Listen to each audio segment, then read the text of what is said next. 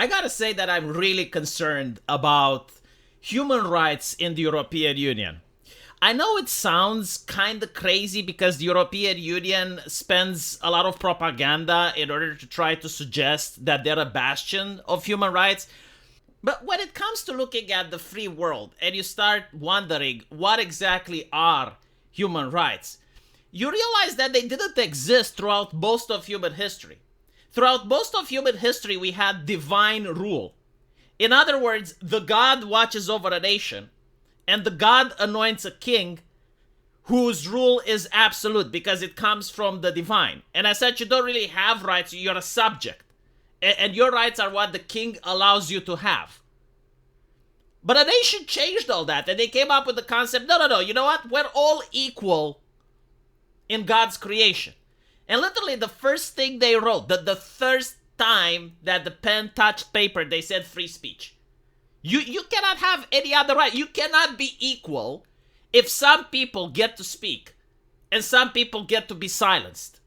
Because without free speech, you cannot hold politicians accountable. The peasant cannot talk shit about the Lord. And if the peasant cannot talk shit about the Lord, then the Lord is above criticism. And this is the problem that I'm getting to see in the European Union. The bureaucracy is becoming insurmountable. Apparently, any type of criticism to the European Union comes from Russia.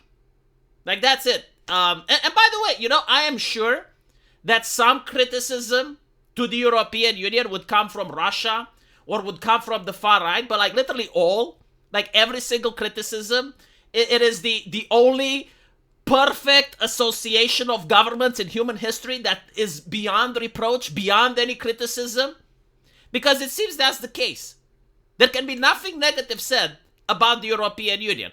And the European Union seems to be concerned with so many aspects of our lives. Obviously, they're concerned about the environment, right? Carbon is a pollutant. Everything that humans do produce carbon. So therefore, they're concerned with absolutely everything in our private lives. But they're also concerned in the shape of the banana.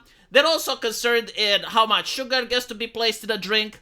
They're also concerned about many things, including social media, including what people are allowed to read, including what people are allowed to say. And as such, many of our politicians are no longer concerned with fixing problems. They're no longer concerned with trying to negotiate with people. It's like, look, the farmers are having some problems. Let's see what is up about that. Let's see if we can talk. Let's see if we can find the middle ground. Look, people are a little bit tired of immigration. Too much, too fast. We didn't allow for too much assimilation. Let's see if they have actual grievances. Let's actually talk to them. No, apparently that never happens. The solution is to manage public opinion. It's censored. When people start electing various parties that are more about nation sovereignty, we're going to call those far right, and we will refuse to collaborate with them. We would rather collaborate with actual communists, like in Macron's case. We would actually collaborate with enemies of freedom than to even entertain the idea that there may be some grievances that our countrymen are facing, that they're noticing taxes are going too high up, that they're noticing stuff about inflation. No, we're not going to talk about those. We're not going to address those. We're going to talk about net zero some more. And we're going to assume that everyone is on board. And if anyone is not, we're going to tax them. And we're going to censor them. And so there is a limit to this madness. Because as we're noticing throughout Europe, it's like, okay, you don't allow people to speak their mind. So people are going to vote out of spite. They're going to start voting for the clown pill. They're going to start voting for the clown car. They're going to look at you and they're going to see who is freaking you out the most. Like, which politician do you hate the most? We're going to vote for that. Doesn't fucking matter. He's a communist. He's a Nazi. He's like far right, far left. I don't fucking care. Do you hate him? Yes. Vote. And they don't know how to deal with that. But apparently now, they're livid about Elon Musk. Because again, they are looking, this is the feeling that I get as a European citizen. Like, please, fellows from Europe, the little guy, the peasants, tell me if you have this feeling as well, because maybe I'm the only one. But on one hand, the European Union is championing human rights and is championing freedoms, and we're so great, you know, we got all this shit, we got the GDPR, and we got like all these other bullshit. And China is bad, right? But I have a feeling that they're looking at China with envy rather than concern. They're looking at China and like, wow, the CCP has managed to crack down on its people as much as they want. Like, they can tax them as much as they want. They can move them around as much as they want. They can do anything using technology, using censorship, using CCTV footage, using face cam recognitions. Why can't we have that here? Like, what would it take? What is the technological requirement for us to copy China, for us to take the authoritarianism for them and put it here? That's the vibe that I'm getting. Because that's the way things are going. Like, the internet now is more cracked down than it used to be back in 2016. Those of us who are old enough to remember, we do. I had a friend from Germany. He told me, and I said this on a previous video, but I'll say it again. He told me how back in 2018, he went to this German fair. And over there, there were a lot of caricatures of various politicians. And they had like a fat little Merkel with horns and shit. And he was like, you know, I'm so happy to be living in Germany because in my country, we can make fun of our politicians. Yeah, we can shit talk about them. That's fine. You know, people in China, wow, they have it so worse. Like, imagine getting into legal trouble for saying that Chairman Z is like Winnie the Pooh. And that was very concerning. You know, it's like, we're so glad we're not in China. Now, there have been many cases where people from Germany have been arrested or got into trouble with the cops for making fun of politicians. Usually the Greens. There was recently on Twitter like a case where the owner of Gab pointed out that the equivalent of the German FBI, you know, the German Bundeswehr, or whatever the fuck it's called in German, like their police force, demanded that they know the IP and the name of a guy from Gab because he made fun of a politician by calling her fat. And I'm sorry to say, but like, what human rights are we talking about now? What equality are we talking about if the politicians are beyond criticism, if you can't even call a spade a spade? Because I looked at a picture, she was rotund, like she was actually a little bit morbidly obese. But apparently you're not allowed to say that, right?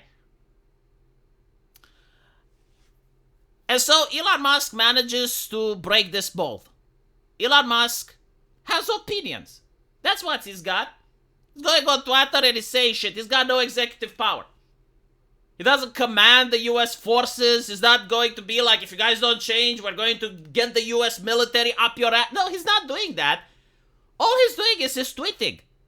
And we are to believe that this is a threat to European democracy. How fucking fragile is our European democracy that if one man from America, regardless if he's rich or not, but if one man from America just says a couple of shit, why can't you debunk him?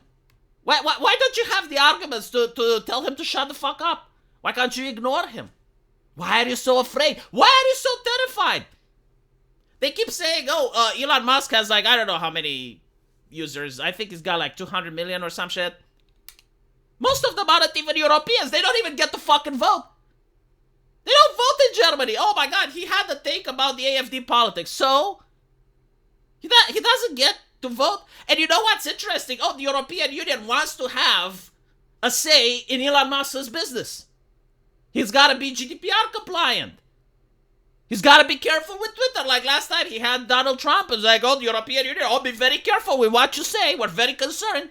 So, like, you want to have a say in his business, and you want to regulate his business, but the moment he says something about Europe, it's like, oh my goodness, oh, our democracy is in flames. Our democracy, the greatest evil.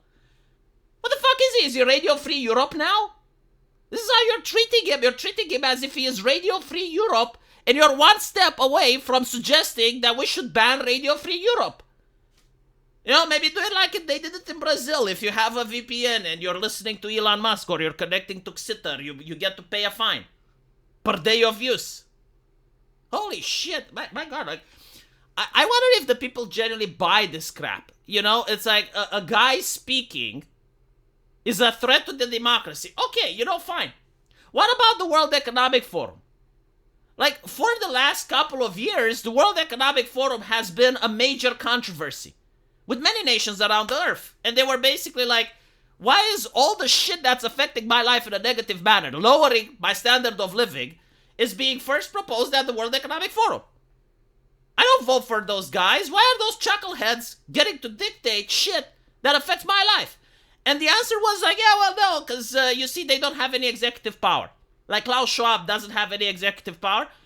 Okay, how is it different than Elon Musk? Why is it fine when the World Economic Forum gathers most of the rich people in the world, not just one, most of them, and they start doing a circle jerk off with all of these politicians? And then some of the shit that gets there, like Build Back Better, Build Back Better, and then you see Build Back Better in UK, you get to see Build Back Better in Canada, Build Back Better in US. How does that happen?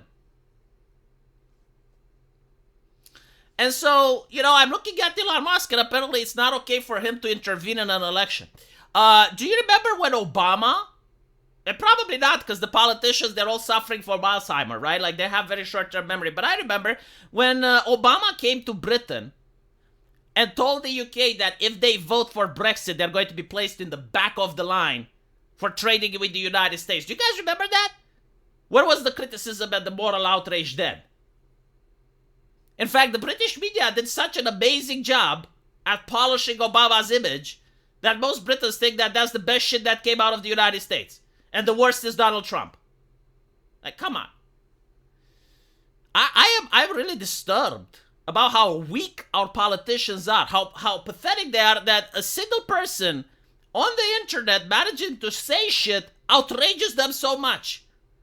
As if the media from Germany, the media from France don't get to say shit about Donald Trump. How exactly is Elon Musk different? It's like, he's got a social media, right? So if he's like Jeff Bezos and buys a newspaper, if he buys the Washington Compost and writes the shit there, then it's fine. If some rich fuck manages to own CNN and he writes shit about Germany, that's fine. You just don't know the social media, right? So social media under Jack Dorsey, that was fine. Censoring Republicans, censoring right-wingers, like that's okay. That's good. But when you have like someone else that buys it from the rich people, because he bought it from rich people, it's not like he bought it from the people. Not like he bought it from the peasants, right? Yeah, no, I think the politicians are scared. And I think the thing that frightens the most is losing their seats. They don't care about anything else. I don't think they care about my well-being. I don't think they care about improving my standard of living. I don't even think that they give even a small shit about me or my family or the people or my community. And I'm talking about most politicians in general. What they really care about is clinging to their seats. Getting those privileges, getting those taxes that keep going up. They hate Elon Musk because he wants to slash bureaucracy, which is something that they find unthinkable. And of course they do. They put a lot of their friends and their families in high positions, right? So now if those jobs get taken out, it's like, well, a lot of favors aren't going to be pulled. Absolutely disturbing. Absolutely vile. To see politicians of the free world being afraid of a man saying, he's saying lies. So fucking debunk them then. You got the fucking media. You got your own social media accounts, don't you? You're so popular. You keep winning elections, right? Like, you're the most popular politicians of our time. No one in human history managed to get as much votes as you do because the population is rising. You got millions of votes like politicians in the past couldn't even dream of. And so you don't have your own social media account? You don't know how to talk to the people anymore. I see. It's hard to talk to the people without having a PR prompter to tell you the script, to have like people writing your speeches, to actually do some work for a living. It's very difficult. Yes, I know. Do you honestly think that most of these politicians even know how it's like to be the little guy? They keep talking about net zero this, net zero that, tax the carbon, tax the gas, tax this, tax that. When's the last time you think Macron went with the bus, or went with the Uber, or went with the taxi? When's the last time he actually spoke with a normal person? An average individual that's not connected to politics or anything like that. When's the last time do you think they did that? You know what? I think Elon Musk actually did. I think he actually did. You may say, well, yeah, like, richest man on earth. No, like, when he campaigned with Trump, he actually did talk to average people. And he actually does Twitter Spaces, yeah, and he talks to average people. I've seen that happen. He actually talks on social media with average people. It's not much, like I'm not praising the man, but it's miles ahead what most politicians do. What was Macron doing when the war in Ukraine started? He did that photo op, right, where he looks sad. He had the gloomies. Do you know what's interesting about it? Because when you're a YouTuber, you know. It's not like some random photographer just came in and took a snapshot of him being sad. No, like that's a photo op. Like they actually had like, okay, can you stay like this? Can you lean your head like that? Can you act like you're really depressed? Can you put a pouty face? Can you make like absolutely disturbing. I do hope that things will change in Europe. I honestly do. I think that there needs to be some reform. Serious concerns of reform. Hopefully, a lot of bureaucracy getting slashed. That would make me happy.